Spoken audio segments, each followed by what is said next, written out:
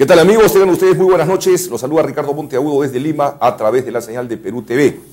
Estamos pues a 2 días de las elecciones municipales y regionales. Invocamos al país entero que se vote a conciencia y por gente identificada con los intereses de nuestros pueblos, de nuestras regiones, de nuestros distritos, de nuestras provincias. Eso es lo único que podemos decir por ahora. Bien, estamos con Humberto Palacios Mero Quesada, arquitecto especializado en todo lo que es patrimonio monumental. Humberto, muchas gracias, como siempre, una vez más estar contigo. Sí, para mí es un gusto tener esta oportunidad para poderme dirigir a la vasta audiencia que tienen ustedes en el programa. Gracias, Humberto. Con relación al programa de la semana pasada, he recibido muchos comentarios. Les recordamos que pasamos unos videos sobre la situación en la que se encuentran los muros incas, ¿no es cierto?, en el Cusco, de la calle Loreto. De la calle Loreto. Sí. Pasamos el video, la forma como se han manipulado, cómo se han maltratado esas piedras arqueológicas. Realmente impresionante, Humberto. ¿Algún pequeño comentario sobre eso, por favor?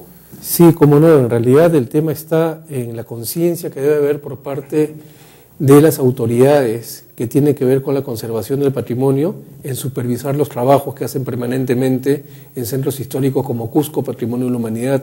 Si no hay una supervisión, si no hay un seguimiento, un celo permanente de las autoridades para conservar nuestro patrimonio, se va a echar a perder, como lo hemos visto en las imágenes de la semana pasada. Y por otro lado también la sensibilidad que deben de tener todas las personas que puedan invertir en centros históricos, en conservación del patrimonio. No tiene que haber un divorcio entre inversión privada, inversión pública y conservación del patrimonio.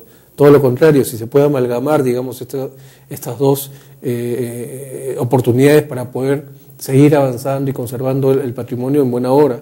Pero si se va a hacer una cosa como lo que están haciendo los inversionistas del centro comercial Imazúmac o lo que están haciendo los inversionistas del Hotel Marriott, lamentablemente nuestro patrimonio está muy mal conservado, muy mal tratado, y eso afecta a la identidad cultural de un país, afecta a la identidad cultural de un pueblo como Cusco, que ha sido el centro de la capital del Imperio Incaico. No estamos hablando de un pueblito pequeño en las alturas, que aún así, siendo un pueblito, merece todo el respeto de parte de quienes vayan a visitar, de quienes quieran invertir.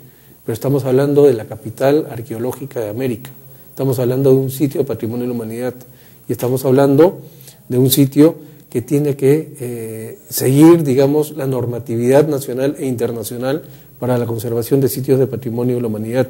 UNESCO tiene indicaciones precisas para los estados que han firmado la Convención del año 72 para conservar y proteger y gestionar adecuadamente los sitios de patrimonio de la humanidad. Si no, los retiran de la lista, pasa a la lista de peligro, y eso es un paso previo para la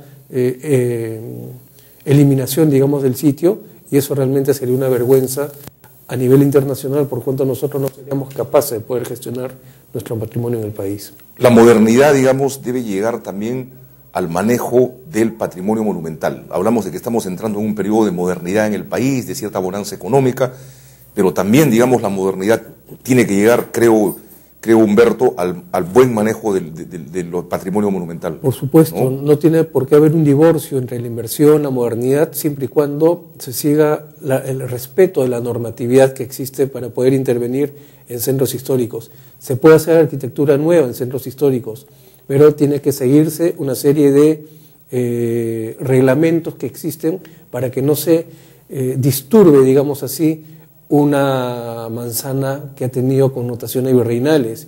Estamos hablando, por ejemplo, de volumetrías, estamos hablando de alturas, estamos hablando de composición de fachadas, ventana, puerta, ventana, muro, ventana. Tiene que haber una conjugación y una armonía entre lo que se puede proponer como una edificación nueva y lo existente. El contexto histórico de un centro histórico definitivamente marca mucho la forma como un arquitecto tiene que diseñar y tiene que intervenir en un ambiente urbano monumental, en una zona monumental o en un centro histórico como Cusco. Yo quiero comentar que este debe ser un tema también que deben tratar las próximas autoridades elegidas a nivel municipal y regional, y que dicho sea de paso no ha sido un tema tratado en las campañas. Lamentablemente no ha sido un tema tratado efectivamente ni en Lima y me parece que menos en provincias. Lamentablemente las autoridades están, o los postulantes están un poco más preocupados en conseguir los votos, pero no han hecho una exposición debida de lo que se va a hacer, por ejemplo, con el Centro Histórico de Lima, con el Centro Histórico de Cusco, con el Centro Histórico de Arequipa, los 3 sitios que son los únicos 3 centros históricos que tenemos en la lista de Patrimonio de la Humanidad.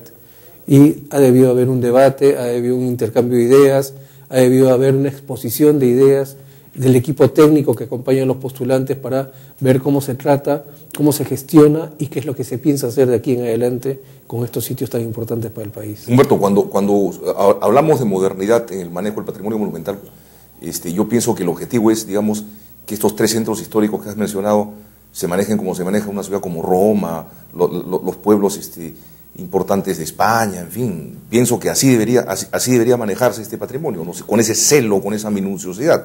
Así es, efectivamente. Lo que sucede es que en nuestro caso tenemos muchos componentes, muchas instituciones que están inmersas en la gestión. Hay una superposición de funciones, hay una superposición de acciones que tiene que tener cada institución. Si se tuviese bien delimitada hasta dónde llega la función de cada institución, podríamos tener quizás una gestión mucho más adecuada. Y también debe haber una dosis de corrupción en ciertos sectores, creo. También. Es muy posible, por supuesto que es muy posible. Eso lamentablemente creo que es una herencia que tenemos que desterrar en el país, el tema de la corrupción, el tema del mal manejo, el tema de las cosas escondidas debajo de la mesa. Cuando estamos hablando de nuestra identidad cultural, cuando estamos hablando de nuestra riqueza cultural, la riqueza que tenemos todos los peruanos, debemos de desechar totalmente todo ese tipo de acciones que lo que hacen únicamente es denigrar y degradar nuestro patrimonio. Humberto, gracias por estos aportes. Vamos, el tiempo avanza y tenemos un tema pendiente muy importante. La posibilidad de declarar también patrimonio monumental, ¿no es cierto? Cultural de la humanidad. Patrimonio cultural de la humanidad a una antiquísima mina ubicada en Huancavelica, ¿no es cierto? Yo quiero adelantar y decir que hay interesantes propuestas de empresarios peruanos para crear circuitos turísticos en minas de la época colonial. Ese es, por ejemplo, un nicho del turismo que va a empezar a desarrollarse en nuestro país. Y bueno, yo no quiero continuar hablando, quiero que nos expliques cómo es que una mina de la época virreinal, ¿no es cierto?, va a ser declarada Patrimonio Cultural de la Humanidad, y seguramente tenemos otras posibilidades similares en otras minas en el país. Sí, bueno, en realidad por una experiencia personal que me tocó desempeñar cuando trabajaba en la Dirección de Patrimonio de la Humanidad del INC, nos solicitaron que hagamos una lista de los posibles sitios históricos, en mi caso como arquitecto, que pudieran ser declarados o que pudieran postularse a la lista de Patrimonio de la Humanidad. Uno de los primeros sitios que tuve en mente siempre fue la mina Santa Bárbara de Huancavelica. Por cuanto esta mina es una mina que tiene una veta evidentemente antiquísima, de mercurio, y ha sido, digamos, explotada desde la época prehispánica. Cuando llegan los españoles, comienza a explotarse, es la primera mina que se explota a gran escala a nivel nacional, a nivel del virreinato en esa época.